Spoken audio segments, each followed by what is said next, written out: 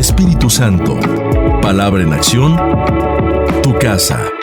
Y hoy tengo el privilegio de compartir la palabra del Señor. Este fin de semana vamos a estar compartiendo un tema que es realmente muy bonito para nosotros, y es algo que nosotros debemos guardar en nuestro corazón, porque es una palabra que nos debe alentar, una palabra que nos debe fortalecer, que nos da esperanza y nos da seguridad.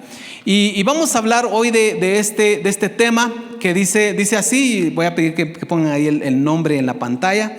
Está un poquito largo el nombre, pero expresa lo que vamos a hablar esta noche. La victoria de Jesús al resucitar es nuestra victoria. ¿Y por qué no lo dice conmigo, así con convicción? La victoria de Jesús al resucitar es nuestra victoria. Somos una iglesia victoriosa, ¿verdad que sí?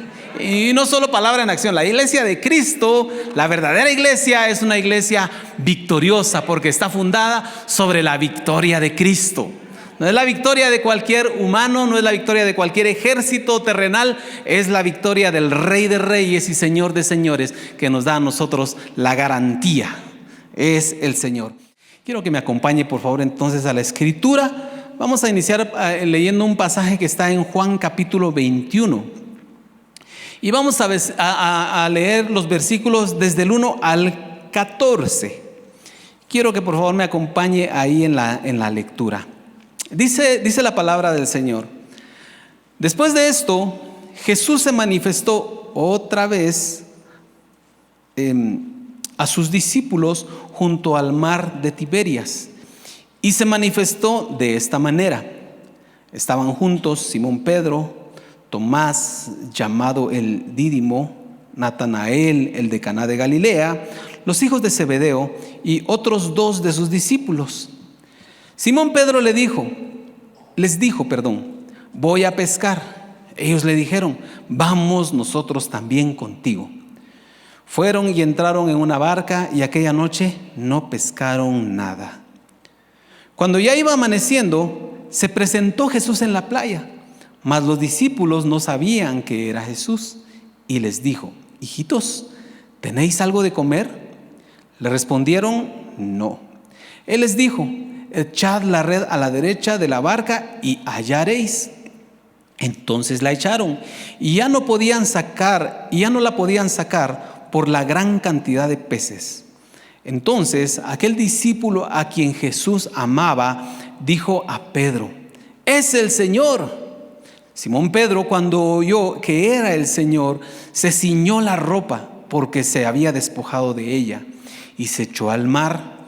Y los otros discípulos vinieron con la barca arrastrando la red de peces, pues no distaban de tierra sino como 200 codos. Al descender a tierra, vieron brasas puestas y un pez encima de ellas y pan. Y Jesús les dijo, traed de los peces que acabáis de pescar.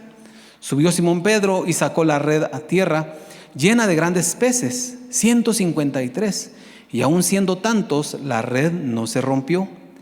Les dijo Jesús, venid, comed. Y ninguno de los discípulos se atrevía a preguntarle, ¿tú quién eres? Sabiendo que era el Señor. Vino pues Jesús y tomó el pan y les dio, y asimismo del pescado.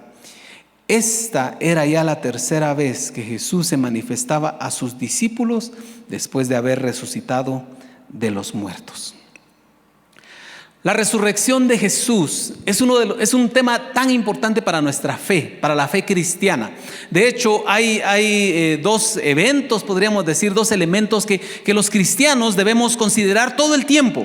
Uno de ellos es la muerte de Jesús y el otro es la resurrección de Jesús. Es a través de esta obra completa que nosotros hemos alcanzado salvación, y la iglesia existe y subsiste por esta realidad, que Cristo murió y que también resucitó. Porque en este sacrificio que Él hizo, Él redimió a todos aquellos que íbamos a pasar a formar parte del pueblo de Dios. No hay otra forma. Ninguno de nosotros pudo llegar a formar parte del pueblo de Dios. Ninguno de nosotros puede decir, yo soy hijo de Dios. Ninguno de nosotros podría decir, yo he alcanzado salvación y vida si Cristo no hubiera muerto y resucitado por nosotros? Es un tema fundamental para nosotros. Cuando pensamos en la muerte de Jesús, debemos recordar que en el Antiguo Testamento Dios estableció todo un sistema a través del cual las personas eran limpiadas de sus pecados, eran purificadas cuando habían pecado. Y entonces había un principio que se estableció en aquel tiempo. Y a mí me llama mucho la atención este principio que el Señor estableció para limpiar a su pueblo. Cada vez que el pueblo necesitaba el perdón de Dios, tenía que encontrar o tenía que llevar a un sustituto. Diga conmigo, sustituto. Le digo para que no se vaya a dormir por ahí. No vaya a pensar que es una palabra importante, pero un sustituto, porque fue algo que Dios estableció. Entonces, ¿cuál era el sustituto que llevaba el pueblo de Israel cada vez que se presentaba para pedir perdón? ¿Cuál era ese sustituto? Era una ofrenda que él llevaba. Llevaban un cordero, llevaban una oveja, llevaban unos palominos. Habían diferentes instrucciones que Dios había dado. Y cada uno de ellos, cada uno de estos animalitos era el sustituto. Y es muy interesante esto porque en la Biblia Dios dio la instrucción que esos sustitutos tenían que ser perfectos. Tenían que ser inocentes. Cabe resaltar que Dios no pidió nunca que el sustituto por el pecado de un hombre fuera otro hombre. Es decir, la Biblia nunca promovió el sacrificio de humanos. ¿Por qué? Va a decir, porque Dios no era tan cruel, va a decir alguien. Pero yo creo que también hay algo más detrás de todo esto.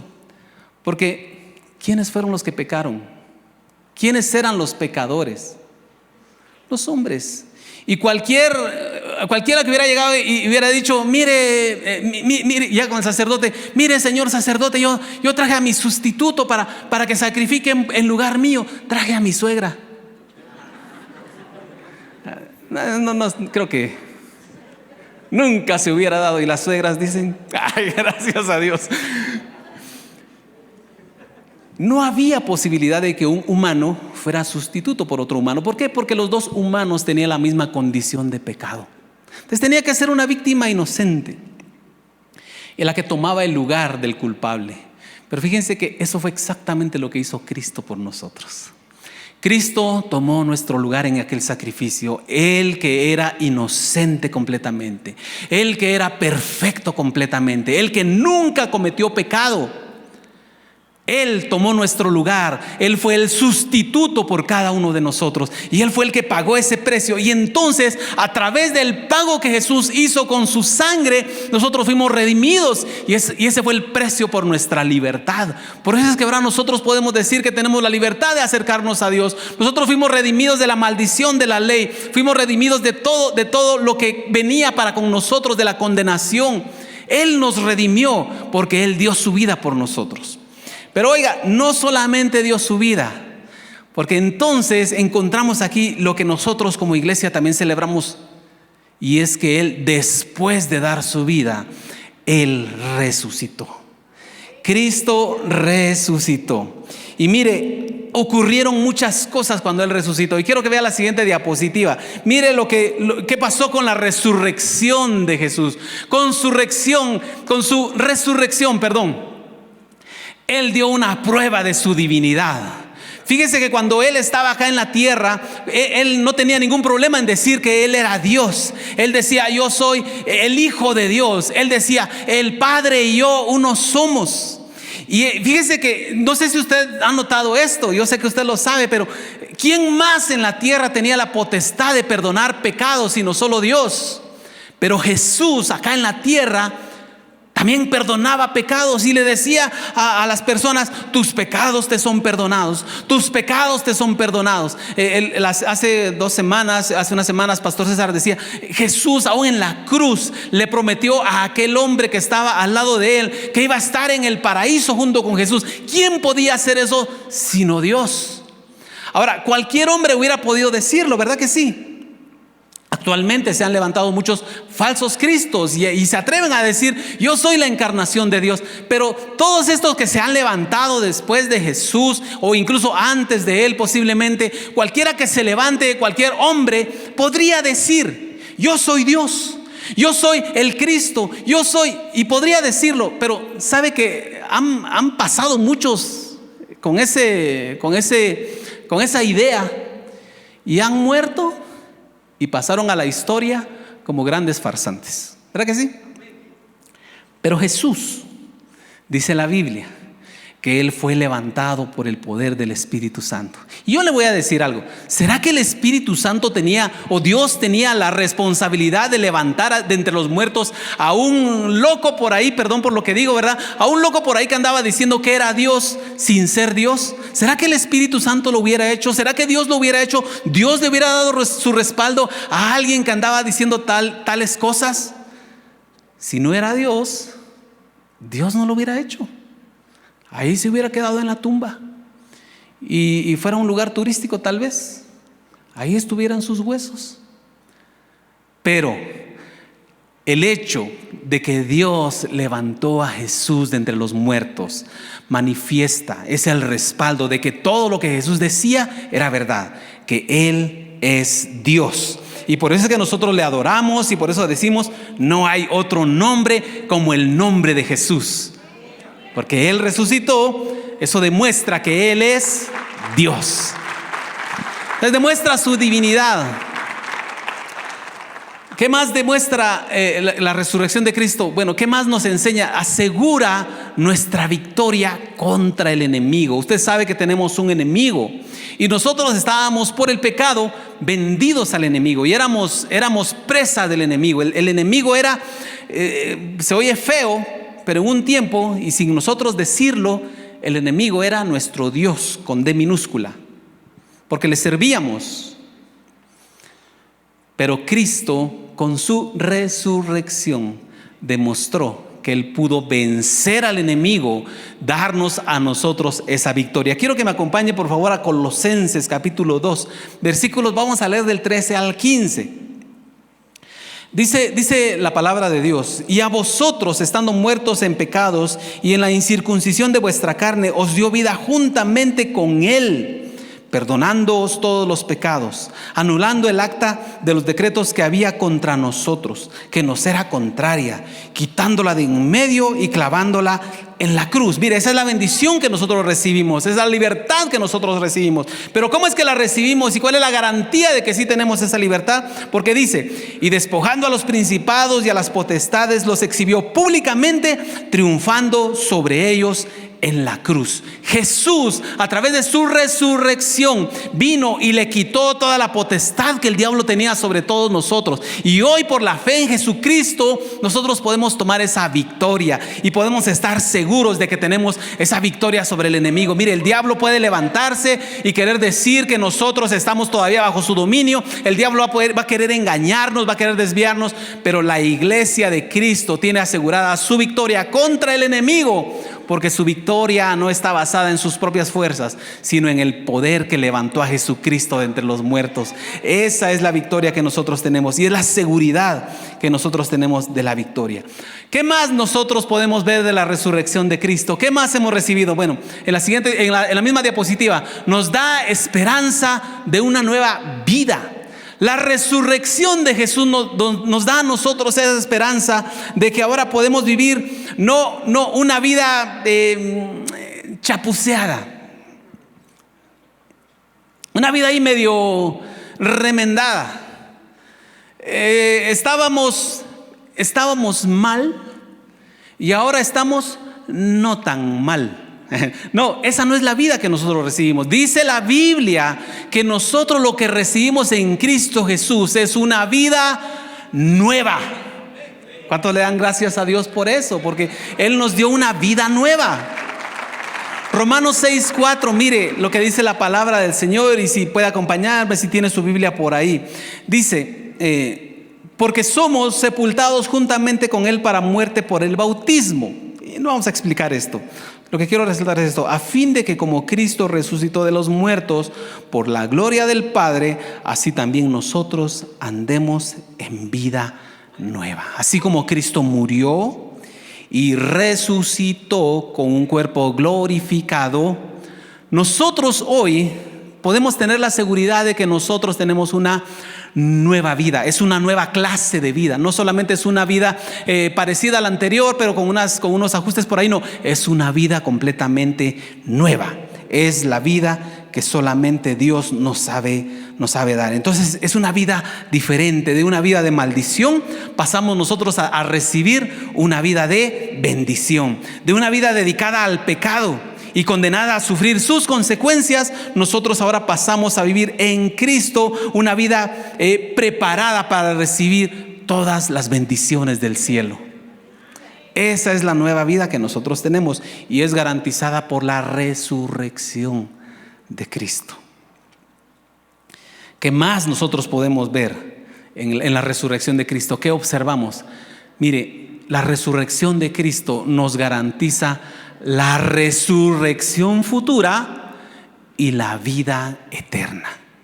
Usted debe estar seguro, usted debe estar convencido de que un día, si Cristo no ha venido y usted va a la tumba, usted se va a levantar. ¿Cuántos se van a levantar? Ahí está, ahora sí. Usted se va a levantar porque hay una garantía de que así es. Romanos 8:11. El poder de Dios que obra en nosotros. Dice: y si el espíritu de aquel que levantó de los muertos a Jesús mora en vosotros, el que levantó de los muertos a Cristo vivificará también vuestros cuerpos mortales por su espíritu que mora en vosotros. Por el Espíritu Santo nosotros podemos tener esa seguridad, que vamos a experimentar esa resurrección, porque Cristo venció a la muerte. Nosotros tenemos esa bendición. Vea lo que dice la siguiente diapositiva. ¿Cuál es la esperanza que nosotros tenemos? Mire, aunque atravesamos nosotros pruebas, yo no sé cuántos vienen así hoy, no sé cuántos están pasando una temporada así, pero vea lo que dice: aunque atravesemos pruebas y momentos difíciles, la resurrección de Cristo nos recuerda que la victoria está asegurada. La victoria está asegurada. Mire, lo peor que le puede pasar, perdone por la expresión que voy a usar, pero lo peor que le puede pasar a usted en esta tierra, en este mundo, hablando humanamente, hablando físicamente, ¿sabe qué es lo peor que puede pasarle a usted? Que se muera. Sí, o sea, lo peor que le puede pasar a usted no es que le quiten el carro, no es que le pongan una multa, no es que su esposo la deje. Perdone. No es lo peor que le puede pasar en la vida, aquí en la tierra, hablando humanamente, hablando físicamente. Lo peor que le puede pasar a su cuerpo es que se muera. Pero mire, ante lo peor que le pueda pasar a su cuerpo, a usted, ya hay una victoria. Porque tal vez usted se vaya a morir, y todos nos vamos a morir en algún día nos vamos a morir. Pero aún sobre eso nosotros tenemos asegurada la victoria. Y no hay nada más grande que eso, no hay nada más grande que la vida eterna. Por eso yo le digo una cosa, y se los he dicho muchas veces: no por los problemas que usted atraviesa acá en la tierra, por favor, no le dé la espalda a Dios, no se pelee con Dios por los problemas de la tierra, por favor. No se pelee con Dios por esas cosas, porque las cosas de este mundo son pasajeras. Aún nuestra propia vida es pasajera aquí en la tierra. Pero cuide su corazón, cuide su relación con el Señor, porque si usted permanece en Cristo va a poder disfrutar de esta vida eterna. 1 Corintios 15, 55 al 57. Mire, el apóstol Pablo nos deja estas palabras que nosotros debemos tomar, y debemos tomarla con autoridad. Debemos abrazarlas en nuestro corazón. Dice: ¿dónde está, oh muerte, tu aguijón? ¿Dónde, oh sepulcro, tu victoria? Ya que el aguijón de la muerte es el pecado, y el poder del pecado la ley. Mas gracias sean dadas a Dios, que nos da la victoria por medio de nuestro Señor Jesucristo. Dele gloria a Dios, dele gloria a Dios, porque Él nos dio la victoria. Y no hay nada que nos pueda a nosotros hacer temer, ni la muerte, porque aún la muerte ya ha sido vencida. Entonces, volviendo un poquito al pasaje que estábamos leyendo al principio, que leíamos en Juan 21, podemos obtener algunas lecciones, unas bendiciones que nosotros podemos recibir del Señor. De hecho, hablar de las bendiciones que recibimos del Señor, de verdad, es un tema demasiado extenso. Pero vamos a hablar solamente de algunas bendiciones que nos muestra este pequeño pasaje. Ahorita nos vamos a centrar en este pasaje que leímos al principio. ¿Recuerda usted cuál es el pasaje? Jesús viene, se les aparece a sus discípulos, ellos estaban pescando, no habían pescado nada, ¿verdad? Y el Señor se manifiesta a ellos, ¿verdad? Por si se le había olvidado, porque somos buenos para eso, ¿verdad? Para que se nos olvide en un ratito. Vamos a la siguiente diapositiva. La primera lección que queremos sacar de esto: la victoria de Jesús transforma nuestra frustración. ¿Cuántos frustrados? No es cierto. La victoria de Jesús transforma nuestra frustración. Miren, pensemos un poquito en aquellos discípulos, lo que estaban haciendo. Dice que cuando Jesús apareció en la vida de aquellos hombres, Él vino y empezó a llamar a uno por uno. Habían unos que eran pescadores, había un cobrador de impuestos, etcétera. Bueno, no podemos hablar de todos. Pero todos tienen un denominador común. Todos ellos habían dejado algo para seguir a Jesús. Ellos habían tomado una determinación en su corazón y dijeron, aquí dejamos las redes, y aquellos dijeron, aquí dejamos la flotilla que tenemos, dejamos a mi papá y dejamos sus negocios, ¿verdad? Los que tenían barcas de pesca, lo dejamos todo porque vamos a seguir a Jesús. Y empezaron a seguirlo, y de pronto aquel por quien habían dejado todo es crucificado y sepultado. Entonces, para nosotros es fácil pensar ahorita, estos discípulos, ¿verdad? Si pues volvieron atrás, se fueron a pescar. Pero pensemos en esto. ¿Y no será que era lo único que sabían hacer? Ellos necesitaban comer, ¿sí o no? Tenían que comer. Y entonces podemos pensar en lo que ellos estaban haciendo. Estaban volviendo a hacer las cosas que ellos hacían antes. Y mire, no sabemos tampoco, no dice nada la Biblia acerca de cómo estaba el corazón de aquellos hombres, cómo se sentían al respecto de esto. Yo no sé cuántos han tenido la experiencia de que un día estaban en un trabajo y de repente dijeron, aquí tengo una mejor oportunidad, y me voy del trabajo, y dejan somatada la puerta, y dejo todo tirado, y se van a buscar el nuevo trabajo, que si el nuevo trabajo era una farsa. Yo no sé si alguien lo hace, yo no sé si realmente alguien lo hace, pero imagínense ustedes regresar al lugar donde usted dijo, ya no voy a trabajar aquí. Regresar y decir, perdone, me da trabajo otra vez. ¿Cómo se sentiría uno? ¿Se sentiría bien o se sentiría mal? ¿Qué dice usted? ¿Bien o mal? ¿Cuántos se sentirían bien con algo así? Yo creo que nos sentiríamos mal, sentiríamos avergonzados, creo yo. Nos sentiríamos frustrados de que nosotros pensamos que íbamos a hacer algo y no resultó. Y vuelve.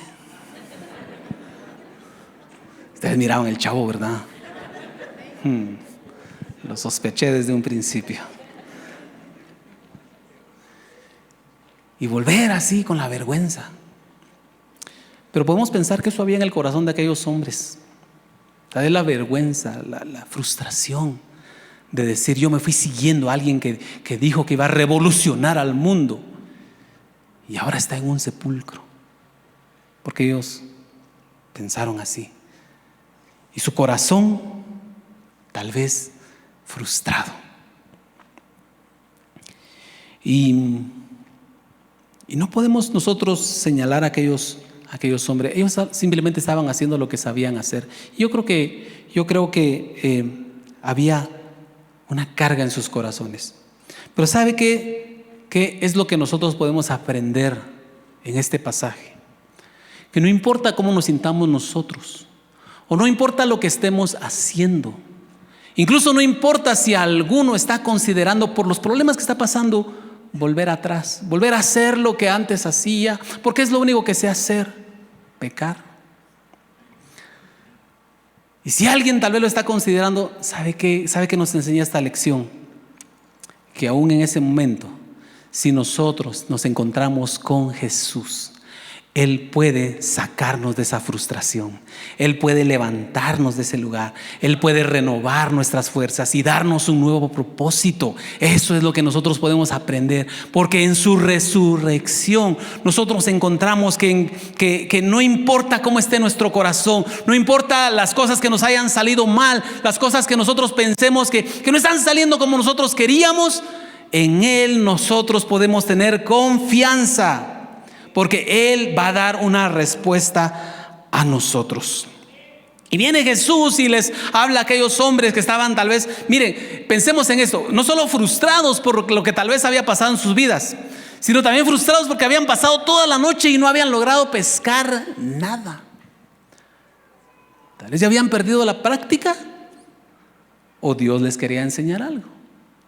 Pero aquellos hombres no habían pescado nada. Y viene Jesús después de haber resucitado y hace algo que Él ya había hecho antes delante de sus discípulos. Porque cuando Él conoció a Pedro, ustedes recordarán la historia, la misma historia, él no podía pescar, no estaba pescando. Y viene Jesús y le dice, boga mar adentro, y después le dice, tira las redes y empieza a pescar y tiene que llamar a sus compañeros para sacar tantos peces.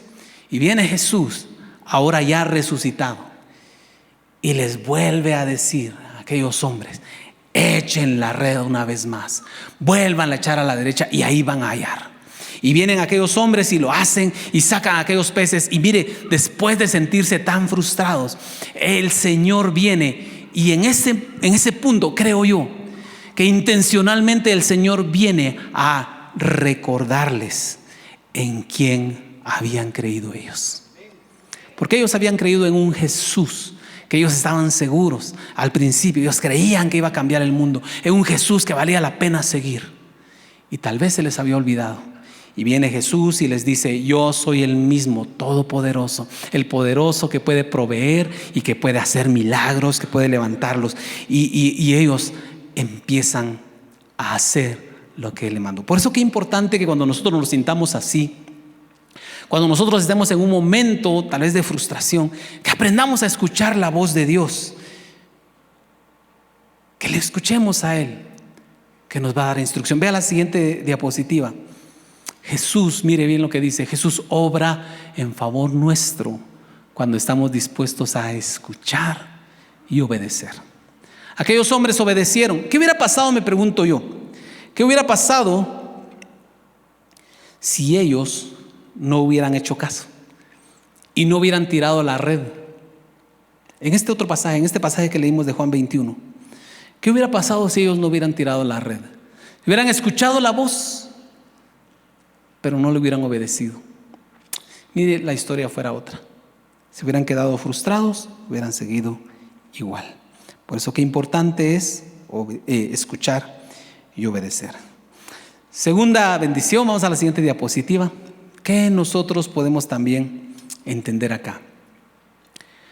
Cuando conocemos al Jesús resucitado, Jesús provee en nuestra necesidad.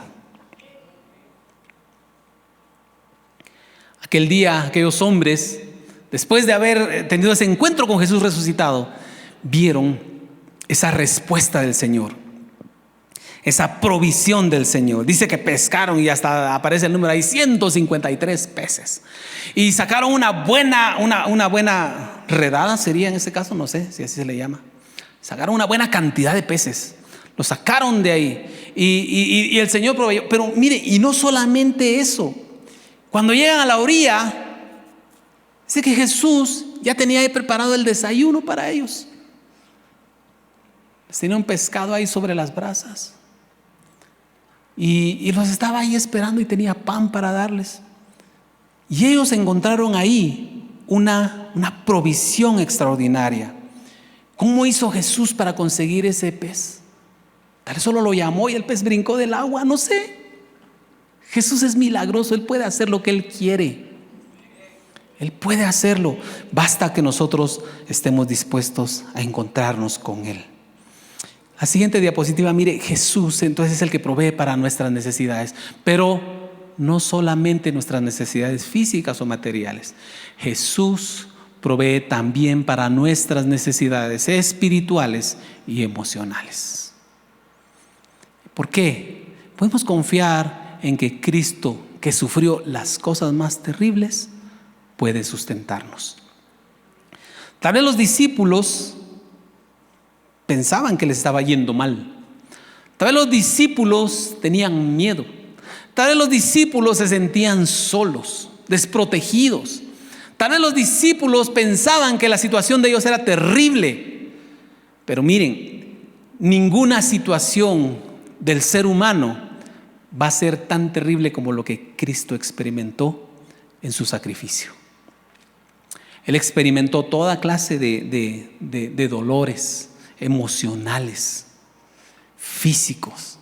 Y Él experimentó todo eso. Y entonces Él sabe cómo sustentar a aquel que está pasando esa necesidad. Así que no importa también cómo usted se sienta, no importa cómo usted venga.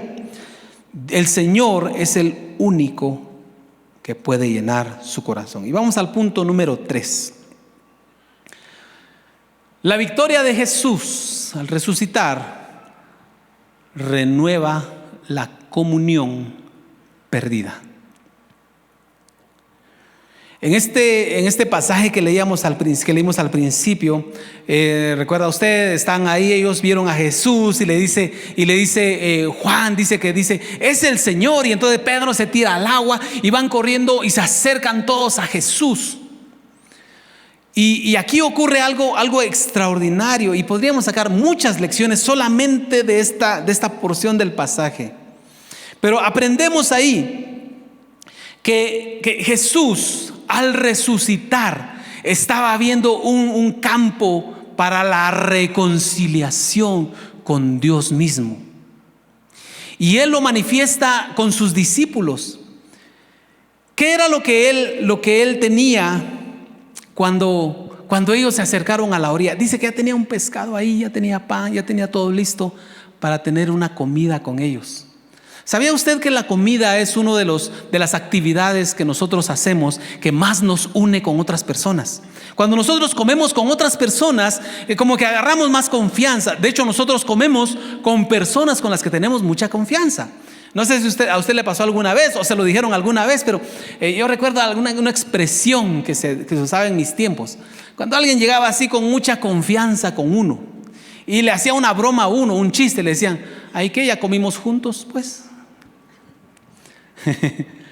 porque la comida es algo que nos hace más cercanos. Cuando comemos con alguien, nos hacemos más cercanos. Y viene Jesús y les prepara una comida a sus discípulos, diciéndoles, dándoles a entender que no había nada de rencor, amargura. Jesús no estaba tomando en cuenta que aquellos 9 fueron los que le dieron la espalda. Pedro lo negó, pero los demás salieron corriendo. Y cualquiera de nosotros tal vez se hubiera sentido ofendido. Pero Jesús les estaba diciendo: con este pequeño acto, ustedes pueden acercarse a mí. Todo está bien ahora. Y nosotros podemos entender eso también para nuestra vida.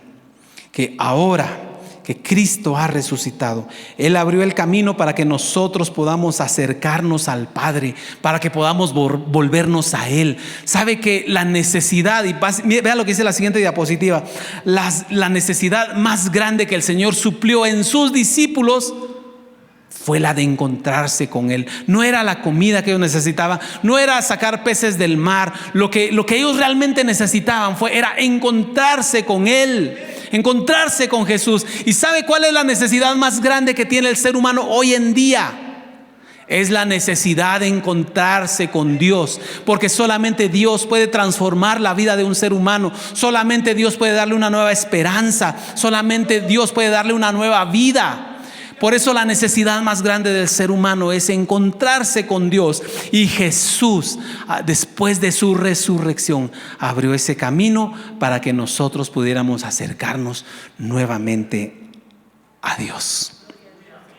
Jesús no vino a señalar los errores de aquellos discípulos. Jesús no vino a condenarlos por los errores que hayan cometido. No les reclamó que estuvieran pescando en lugar de estar orando. No les reclamó nada de esto.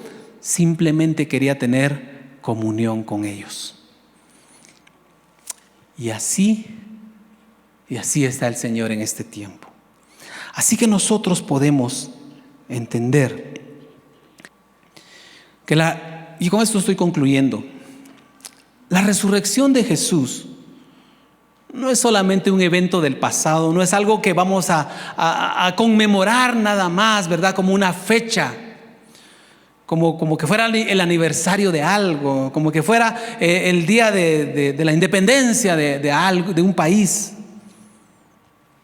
No es solamente un evento del pasado, es una realidad que transforma nuestro presente y asegura nuestro futuro. Eso es lo que produce la resurrección de Jesús. Él nos da una nueva vida, nos da una nueva oportunidad. Espíritu Santo, palabra en acción, tu casa.